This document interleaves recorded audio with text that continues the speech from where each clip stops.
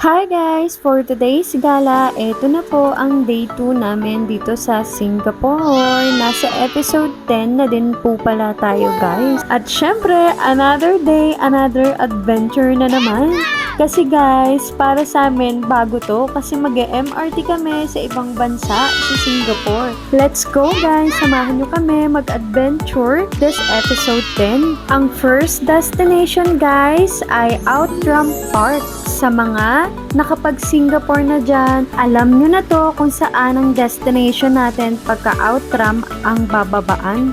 Let's go guys! After namin na makababa ng Outram Park mga mi, syempre mawiwian break muna. Then after namin doon, nag-load na din kami ng parang beep card dito sa Pilipinas. May ganito rin naman tayo sa Pilipinas. Mas malupit lang yung version ng sa kanila guys.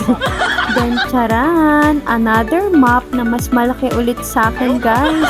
At eto na po ang destination natin dito sa Singapore guys, ang Garden by the Bay. Tinginin natin ang location map na to kung gaano kalawak ang lalakbayin natin sa Garden by the Bay. Let's go guys! Ang taray guys, escalator park na lang to pero napaka-instagrammable pa din. Hindi talaga pwede dito sa Singapore yung salitang pwede na. At biruin nyo yun guys, mukhang mahahabol pa natin ang pasiris ni Paring Tanggol sa haba ng episode ng Singapore pasyal namin.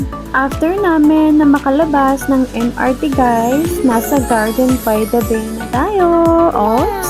Ang exciting part ay sa next episode na po. See you on episode 11. Bye-bye guys!